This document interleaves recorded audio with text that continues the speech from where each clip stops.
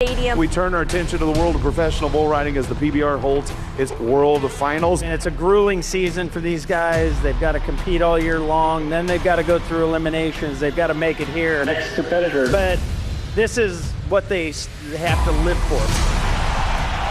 We're going to make him the ride of the night. What a way to start off the 2025 PBR World Finals. The sport of rodeo is about to take over. There's the first qualified ride. The three youngsters, 88 even. Three-way tie at the top. The biggest weekend in Western sports. The action for us has just begun.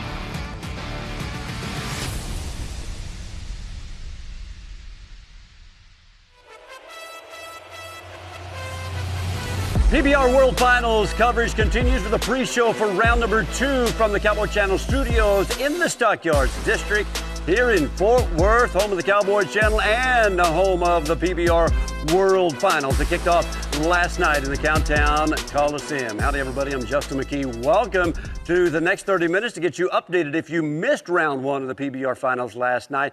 And I've got some great help to get you there. Colby Yates, 5 times at the PBR Finals, and Matt West, working his 16th finals as an announcer or broadcaster. Fellows, last night, Colby, I'll begin with you. A great start to what's going to be 10 days of PBR's 32nd anniversary. This is just it. You know, I mean, these guys were ready for this moment, and some of them didn't quite get what they wanted out of this moment, you know, and that's exactly what you come to, the best bulls in the world in the PBR, and it was stacked. The odds were stacked against them last night, and you could see only 10 qualified rides throughout the night. And the bull power is definitely all here. Speaking of the bull power, they kick it up another notch tonight. Yeah, tonight's going to be even tougher, I think. But it is a group of bulls that most of the guys are familiar with. Tonight we should see a lot more rides. I thought we would see a lot more rides on the opening night, but obviously, you know, as you mentioned, the bulls, they had a different idea. I think tonight the guys will cash in. I think we're going to see some really big scores tonight. Last night, it was the story of the 19-year-olds. Yeah. There seems to be an amazing class of sophomores here in the PBR Tour, the Unleash the Beast Tour this year, as we saw 3 guys split the win last night, picking up not only big money, but big points for the World Championship. And here's one of those 3 19-year-olds. Yeah, none other than Caden Loud to start it all off. He was the first ride of the night, and what a ride it was. Right here into his hand, he can do this all day long. This kid right here is a force to be reckoned with. Picking up where he left off a year ago, he won the elimination rounds, the opening weekend of the World Finals last year in Cowtown Coliseum, and he is not missing a beat. This is a different look, though. This bull goes into his hand. Last year, it was a totally different story for Caden Loud. He's from Kaufman, Texas, and he's got his home state right here in his backyard as he put together some amazing things. Let's talk about another 19-year-old. Hudson Bolton, the 19-year-old from Milan, Tennessee, got a piece of the big action. Yeah, we talk about the diversification that these young guys have. These guys are so talented. Fundamentally, they do it right. You can see right here, July going both directions, and Hudson Bolton rides so perfect that it doesn't matter for him. Took him a little longer to kind of warm up to the big leagues of the PBR than I think a lot of us expected, but this guy is so fundamentally good.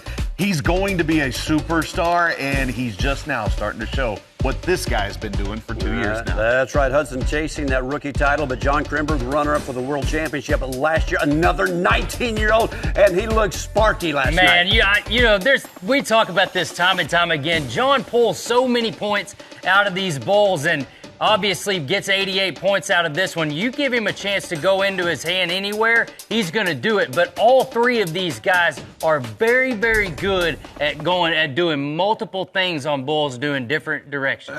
For me, the thing about John Crimber, though, I think the key word is dynamic. He is such a dynamic athlete. And I'm not even going to just pigeonhole him as a bull rider, just a dynamic athlete. The guy can do just about anything. And you know, little shades of Chris Shivers, how you could put him against a bull that a lot of other guys would be 86, 87 points, and he gets a few more because he's not scared to open up and really have fun on them. Yeah, he makes them look good. Yeah. I think the bulls know it, too. I think the bulls warm up to him quickly, too, and realize that there's something special going on their back. And, of course, the judges rewarded him very well, deservingly so. All right, not only that, but John Crimber made some big strides toward that world championship. Let's talk about some points and what that means for the overall big picture. That's what this thing is all about, is accumulate as many points as you possibly can. 80 points to win a round. His little buddies are going to kind of mess things up for him a little bit because they're going to split a pile of points, but still 60 towards that world title. And with the rest of the top 5 falling out of favor there, Crimber does make a little notch forward. Yeah, it was more than just a win there in terms of the World Championship race. More on that later, but you were telling me earlier, Colby, these 3 guys, same age, they're 19, they travel together, they're buddies, and they split the round. Well, they've all rode against each other, and you throw guys like Ethan Winkler in there, Clay Guyton, who also got a good ride last night, 86 3/4 points, bumped him inside that top 10. These guys are going to be a force to be reckoned with for a long time in the PBR. I'm looking at that group right there, and it's hard for me to say this, but Dalen Swearingen's the old guy on that leaderboard right there. It's unbelievable. He was just a kid a couple of years ago and he won that world championship. And as we talk about that, there was only 10 rides. He said that he thought there would be more. That was it. Everything you saw on that screen was all the rides last night. What was your opinion? Well, I did. I thought that they were going to ride more bulls, too. I mean, it was a tough set of bulls to get down. You see Boudreaux Campbell got a 59, and he kept that score. You know, he's going to ride that all the way to the bank. And he won this event before, and he knows that you're going to have to ride them all in order to do that.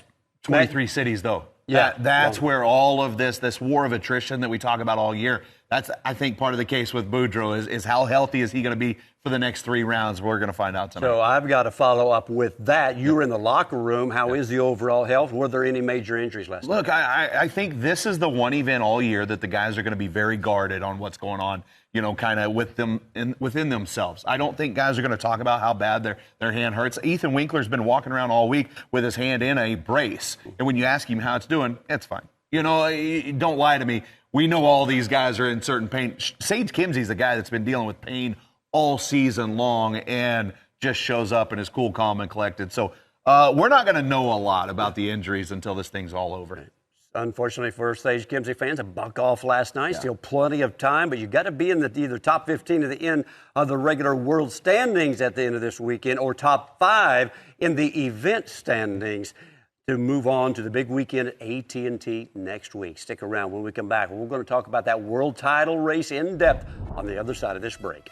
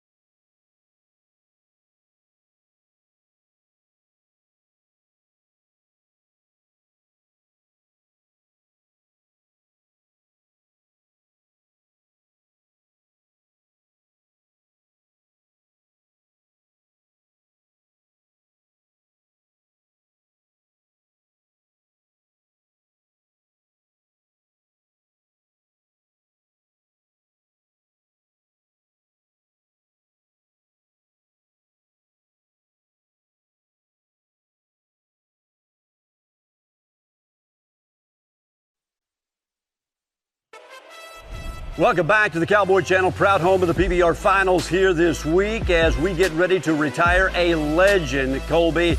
The two-time world champion riding solo will be featured in the opening ceremonies tonight. What a great bull for such a long time. I mean, this is a bull that, everybody wanted to get on because they could be so many points on him. Sometimes they didn't want to get him because he ended up, putting somebody on the ground pretty hard every now and then. But this was a bull for so long, and winning those championships.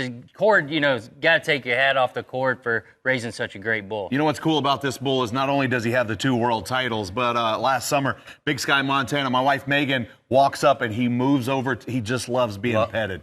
He just absolutely loves attention. Especially from women. Yeah, not so much us, but he loves the ladies. Yep, he sure does. We're going to miss him. What an extraordinary personality, not just an athlete, but an extraordinary personality who's very gentle outside of the arena. Let's talk about the season points as things took not a big shift, but certainly some dynamics were moving around in round 1. We alluded to that just a moment ago as John Crimber picks up those big numbers last night. Yeah, every round is going to get you 80 points when you win outright. If you're that sole guy on the top of the leaderboard, you're going to pick up 80 points, and that's huge when we're talking about the long-term game here. But speaking of long-term game, this weekend does pack a pile of points as well, 200 for the elimination round. Well, that's just it. It's the long-term game. I know we have 1 round in our belts, but it's far from over yet, and anybody else can get back in this game. So you got to think about it when you look at this world title race and it looks like there's 600 points out. There's way more points than that to be had here. Yeah, keep in mind, this is just this weekend's event. We've still got AT&T Stadium coming up next weekend with another batch of points. So nothing is over until it's over next Sunday. The preliminary 4 rounds through Saturday and Sunday afternoon. That'll be round 4. Here are the top 10 after last night. Dalton Castle and Brady Fielder come in number 1 and number 2. But as we talked about, John Crimber's highlighted. Why? Because he's the only one, along with Clay Guyton, that made rides in the top 10 last night. Yeah, they had a hard time in the top 10 to get any sort of movement going. But John Crimber, Clay Guyton, that's what's so important because we talked about this. We'll talk about this just a little bit later. But because of their performance, they were able to pick their bull based off their performance last night. And that's a big, big thing here. When you see you give those guys a chance to handpick their poison, it can be a game changer. That'll speed up the process for somebody like John Crimber to grab those big points when he can go to picking his bulls ahead of the guys that are number 1 and number 2 in the world standings. Yeah, especially when they buck off like last night. And look, I came into this thing saying those top 2 guys were safe in number 1 and number 2 at the end of this weekend. But after last night, now there's some hesitation. Now there's some question. John Crimber, he gained a little bit of ground. Can he continue that momentum? More importantly, do those other guys continue to falter, or do they step right back into the swing of things that we expect to tonight? Right. Colby, let's talk about Dalton Castle. He bucked off in 2.96 last night, and you had a chance to kind of dissect what happened. Yeah, well, I was going to say, I don't think this is going to happen to Dalton Castle again. This is why he is so good, and it all starts from the start. Look at the jump. Whenever this bull is on his jump, he is getting up on his legs and going up with the bull's weight. And you can see that he's always keeping his back straight. You look at the elevation of this bull's kick, but all of that line of symmetry and that weight is just riding down. But I really want to point out the bend in his knees. He really rides the bull's shoulders almost as good as anybody in the game, and that makes it easy for him. He's able to stay up close to his rope, and that makes even the rankest bulls in the world easy to ride. Well said. Spell symmetry. I'm just kidding. Really, I'm glad that went so well because what people don't realize is he's been practicing with crayons all day long. Well, you can see, last night he bucks off early, but this right here, you can see how he keeps his back straight, keeps his shoulders forward, chin down. He's riding with that bend in his knees, and he's getting up on his legs. That takes all the power away from those bulls. Look, and he's got a great bull tonight in Top Dollar. This is a bull that we see so often in the championship round, and I think this is a golden opportunity for Dalton Castle to get one step closer to that gold buckle. I expect a round contending performance tonight by Dalton Castle in Top Dollar. That's a bull that he's rode before, 89 3/4 points, and you can expect that to happen again. A bull that will go either way, but Dalton doesn't care which way they go. This one right here is one to keep your eye on. He has a bull called Nobody tonight that he has ridden before. He's been on him twice. He was 0 points the first time, but 91.5 points the second time he got on this bull. Brady Fielder, the Australian, that is number 2 in the world, chasing the Muleshoe Texas Cowboy at number 1. We got a race between number 1 and number 2. And this guy looks solid. To me, it looks like he gets better every month, if not by the week. Look, can we talk about short-term memory in the sport of bull riding? Yeah. I promise you, Brady Fielder has not thought about last night's buck-off whatsoever. This is as cool-mannered a human as I've ever seen. Quite the opposite of the guy we're looking at right now. John Crimber, number 3 in the world, the 19-year-old reserve world champion, as we mentioned earlier, goes on a walk hard tonight. I'm telling you what, you got to watch out, especially whenever he's able to pick a bull. This is a nice bull for John Crimber. Should be into his hand right there to the left. John Crimber eats those bulls up for breakfast every day. Literally gets on like 10 of them for breakfast every day. Yeah, he is a guy that loves to get on bulls every single day. It keeps him in those rep counts, but more importantly, he's a guy that has fun. And last night is certainly a way to start off a fun elimination round weekend. Man, you talk about the word you picked earlier, dynamic, certainly does him justice right there, watching those extraordinary moves. He can also move left to right and right to left. He does. He has better movement than almost any bull rider out there. You know, it's just crazy because he can bend with his upper body like most guys can't and be able to get right back in the middle of one right after a jump like that. It's ability impressive. to stay loose, his ability to just stay loose and stay free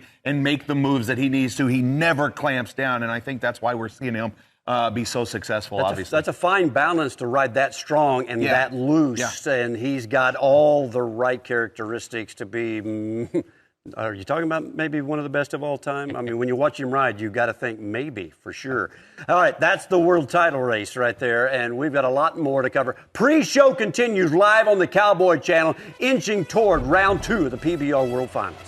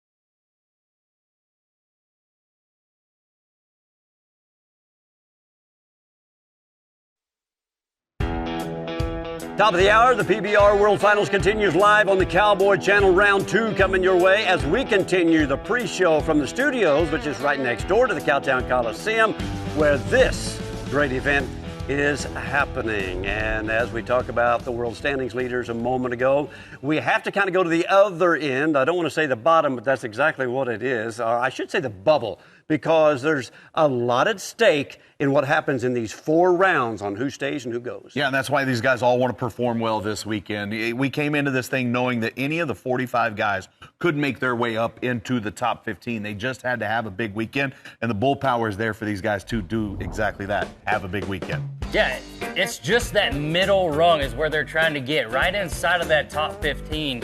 And you can see some moving and shaking going on from last night. Jose getting a little bit of points there.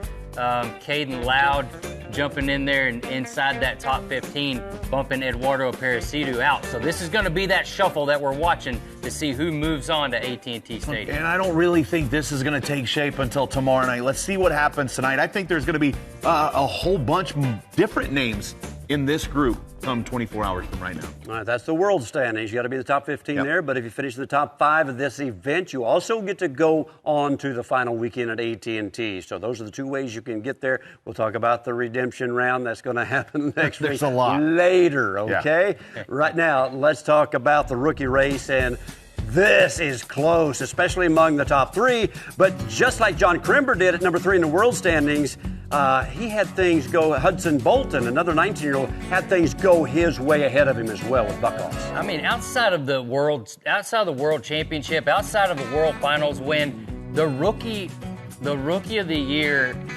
championship is the best thing that you can possibly win. It's the most prestigious outside of those 2 deals, and you can see the names on that list. This is not going to be easy. Anderson is a force to be reckoned with, but Hudson Bolton is just such a dynamic kid that is really lighting the world on fire. I mean, his percentage is well above everybody else on that list. Here's the problem for Anderson De Oliveira. Obviously, last night, if you watched dealing with a knee injury, I don't think, and I don't have confirmation, but I don't think he's going to compete tonight. That is obviously going to give Elismar Jeremias and Hudson Bolton an opportunity to get a little closer to that ultimate goal of being the Rookie of the Year. All right, Hudson Bolton is number 24 in the world standings, and he is that man who had the big ride last night who sets in number 3. He's 19 years old from Tennessee and joins our very own Haley Novak. Last night, the new generation of bull riders made a statement at the first round of the PBR World Finals. Caden Loud, John Crimber, and Hudson Bolton, who I'm here with today, all tied at the top, 88 points. Hudson, how much fun was it last night to win the round with one of your best friends? It was a good feeling to win with all my buddies right there. You always want your buddies to win, and to split it with some of my close friends is pretty nice. All right, take me back to last night, behind the chutes, as you were getting ready to get on your first World Finals bull. What was going through your head? Just slow my breathing down and just remember it like every other bull I've been on. So it seemed like you were so calm, cool, and collected. Where do you check your nerves at? Just slowing my breathing down really, and just remembering what I know best, and is how to ride bulls. Who'd you learn that from? I learned a lot from Gary LeFew. I like to give a lot to him. He's taught me a lot about the mental side of the game and the physical side of the game. So at what point in your career did you realize the mental side is what you needed to hone in on? Definitely when I got up here to the top. It's definitely nerve-wracking riding against these guys you always look up to. And when you get up here, you want to really perform at the best of your ability. So it kind of puts more pressure on you. So to have a good mindset and a mental attitude, it definitely helps a lot more. All right, we can't relish on last night's success for too much longer, but it gave you a really good pick in the draft. What bull did you go with? For sure. I went with Fringe Minority. He's around the left, kind of like the bull I went with last night, and should be another round winner, hopefully. He's been described as maybe not an intense bull. There's other guys that have a ranker bull out there. What made you choose this one? For sure. I think he just fits my riding style a lot better than a lot of them other ones, so it should just be good. A win in round one is the average in your mindset at over $150,000 just for a first-place average check. Does that come into play? Oh, yeah, for sure. It definitely sets me up for the rest of the year. You got to definitely have money to keep going down the road like I do, but it definitely helped a bunch. You're going down both roads, not only the PBR, but the PRCA as well. And right here in the PBR, you're sitting third in the rookie race. How much of that is sitting in the forefront of your mind? Oh, definitely. I definitely come here with the plan on my mind to win the Rookie of the Year, and that's the goal at the end of it.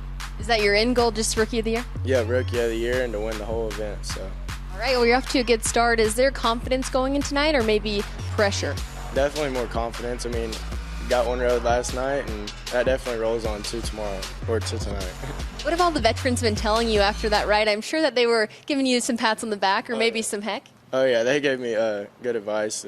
Just keep rolling, keep doing the same thing. All right, who was your first phone call after you were finished with the ride? After you took the check home, who was your first phone call? I had to call my dad and tell him. What did he say? Oh, he said, congratulations, and I love you. All right, and you're wearing that championship buckle right now. What made you put it on so early? It's my first PBR buckle, so I had to put it on. All right, what a great way to start off the career. His first PBR buckle and his first round of the World Finals. Congratulations to Hudson Bolton. Looking forward to that rookie race as we continue here on the pre-show, getting close to the top of the hour. When we come back, these guys have some special matchups against an unbelievably ranked pin of bulls tonight in round 2.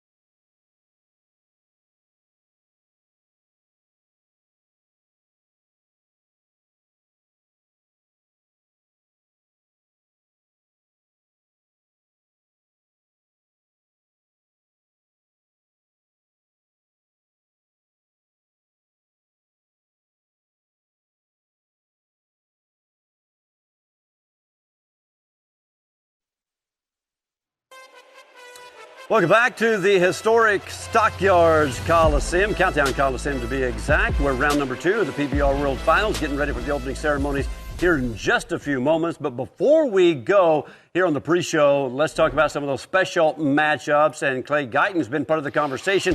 He is number 9 in the world standings, going up against Eyes on Me. Yeah, this is a great bull. Eyes on Me, you can see you got a good ride in the first round, but Eyes on Me is a bull that they pick a lot in the championship round. Gets up in the air, has a lot, a lot of action, and usually high 80s, maybe low 90-point bull ride. Just a few weeks ago, this is the bull that took him to a win in Sioux Falls, South Dakota. Clay Guyton more confident than he's ever been in his life. He's got a great rematch tonight. Look for him to pick up a big score. And the $6.4 million man, Jose Vitor Lemme, going up against Flapjack. I really like this matchup because it has happened 2 times prior for 91.5 points. If you're looking for a round winner to get behind, this is the one to get behind because Flapjack always puts up the numbers. This ain't golf, there's no gimmies, but if there is a gimme in the sport of professional bull riding, this is mine for round 2 of the World Finals. He's going to need all that and then some. He's number 19 in the world. Stick around. Opening ceremonies coming up in just a moment.